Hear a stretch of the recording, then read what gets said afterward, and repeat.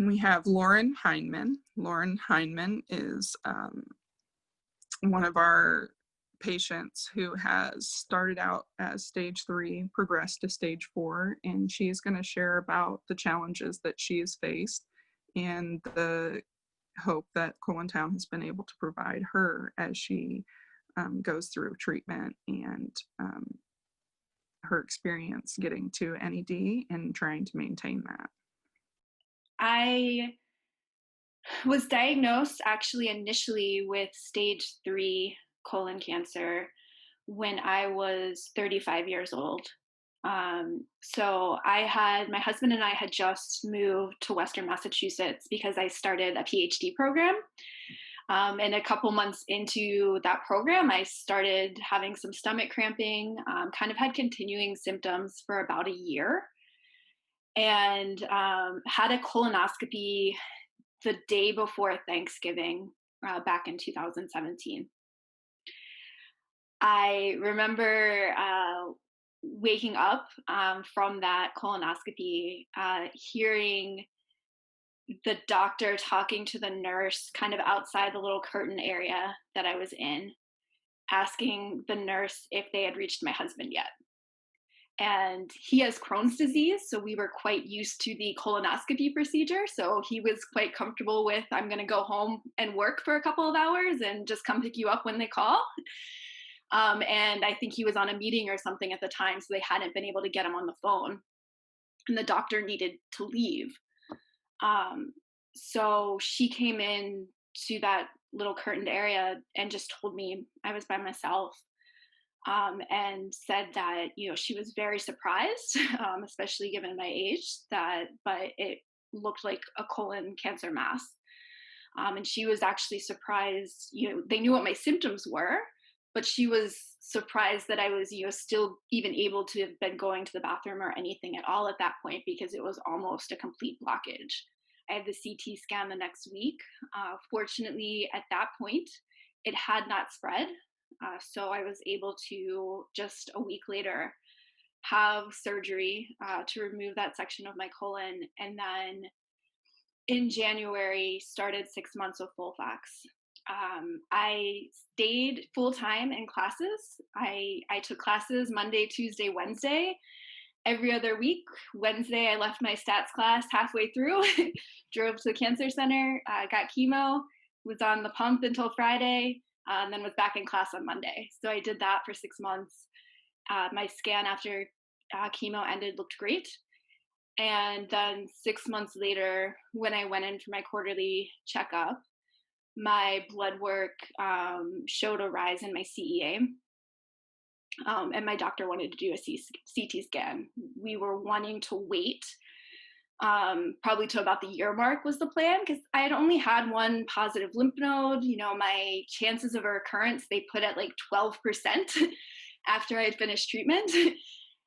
So we weren't planning a CT scan originally, but because of the CEA rise, he wanted to go ahead and do that.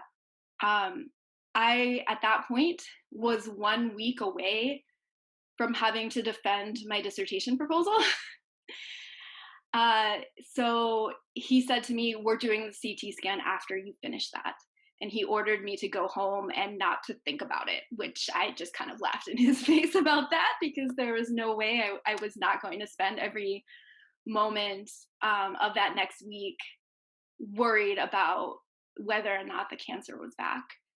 I actually remember, I think a couple days I was able to go home and work on my proposal. I was in this process where I had a very strict, I need to get this done each day. And I was able to do that some days, but I remember in particular, there was one day where I couldn't get it out of my head. The worry about whether or not the cancer was there, and I couldn't write, I couldn't work. And I just stopped and I went to COLONTOWN and I went to the Tough Chicks group and I just posted and said, hey, this is what's going on. I'm like, I just really need some encouragement right now. And I just remember how many people responded so quickly, just offering support and also offering advice on how to, kind of recenter myself, because at that point I knew I couldn't control what the CT was going to show, and I just needed to get through the next week. Um, so I defended my proposal. 2 days later, did my CT scan. A few days after that, the doctor had told me he was just going to call me with the results. And I got a call from the office saying, the doctor wants you to come in tomorrow. So I kind of knew coming in meant that there was going to be cancer, and I didn't know how much. Fortunately, at that point, it looked like just one spot in my liver, which was, the best possible scenario for a recurrence at that point. He wanted to send me to Mass General in Boston. The week after that, we find out it's actually 4 spots. And they didn't want to proceed with surgery because they were concerned about whether or not chemo was working for me, whether there might be more that we just aren't even seeing on the MRI. So they wanted to start with chemo. So we started with FOLFIRI and Erbitux. Again, kind of going for the big guns, with given my age, given my otherwise healthy status, I found FOLFIRI and Erbitux to be a lot more difficult than FOLFOX was overall. The digestive systems with FOLFIRI, I had a really, really awful reaction with the rash on Erbitux. So it was tough. That few months, those first 4 or 5 rounds of that treatment before we did a PET scan to find out whether it was working was probably the most mentally challenging time that I've ever had, because it was just a time where I felt so much doubt about whether or not the treatment was going to work, and if it didn't work, what that was going to mean. A couple weeks ago, had my 6-month checkup, had the CT scan, and am still no evidence of disease. It's a little different right now because of coronavirus and some restrictions on doing research at the moment, but I've been doing field work and traveling for that research. I've been teaching in my classes. I teach seniors at our college. So I've been focusing a lot on that. I've been able to return to work. I've been able to build back up into a really good exercise routine, where I'm working out every single day pretty much, and just living life as much as I can. One thing that I struggled with when I was diagnosed at stage 4, that was especially different for me than at stage 3, because at stage 3 there was a very clear cut plan of what treatment looks like. You knew exactly what the next 6-7 months were going to be. And when I first was diagnosed at stage 4, there was 4 months of uncertainty, and potentially more. And I struggled with that a lot, especially because I am a planner. I like to plan out what my semester is going to look like, what my school year is going to look like, what I need to be doing to get to graduation. I have all these plans, and I didn't know how to plan within these confines. And one thing that my oncologist said to me that helped me a lot with that when I was sharing this with him was he told me to plan my life, to plan the things that I wanted to do. And if he felt those plans were interfering with the treatment, he'd let me know. One moment that I remember was about a month after I'd been diagnosed with my recurrence. I was talking to a friend who had battled breast cancer, and she said to me, "How are you feeling now that you're stage 4?" And I started crying because no one had asked me that. Aside from my online community with COLONTOWN, I don't know very many people in my day-to-day life that have gone through cancer and have been part of a cancer community. And I think that people either didn't know to ask that question or were afraid to.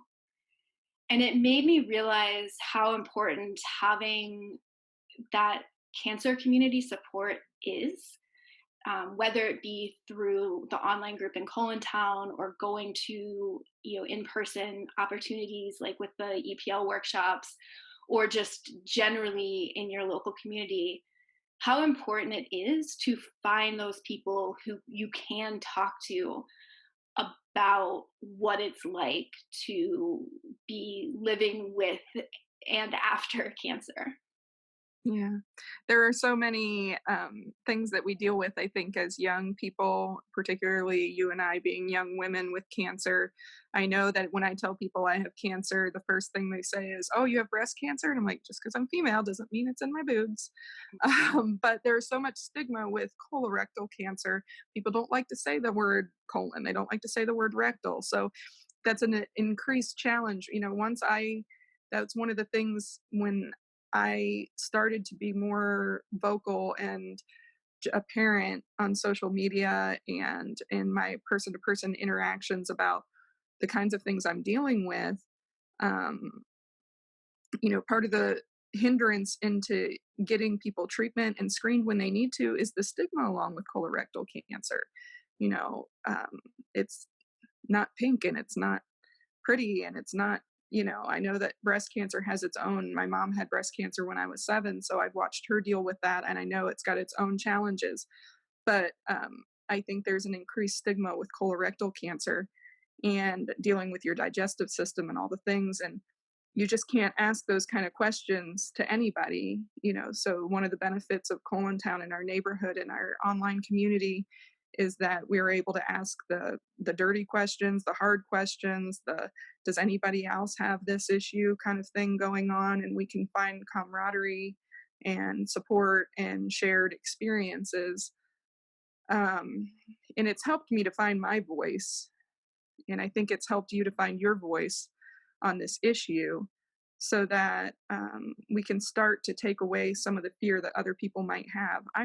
I had all kinds of irrational fears about having a colonoscopy, and it's not pleasant. You have to drink all this stuff and you're in the bathroom all day and your doctors get to see all your parts and it's just like overwhelming at times. But taking away the stigma of the screening, taking away the stigma of the diagnosis, taking away the embarrassment of the kinds of issues we deal with when we're in treatment is part of our goal and part of our the gift that we can give our community by sharing our experiences and taking away this stigma and being honest about the good, the bad, and the ugly. I think I want to thank everybody for your patience and your participation today in our project on Stories of Hope.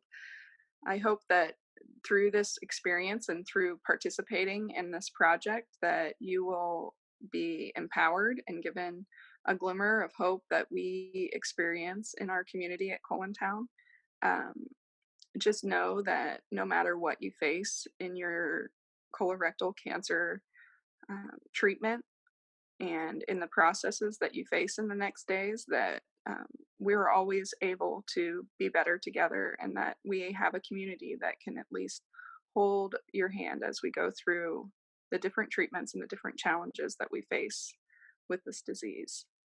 Thank you so much for sharing with us today.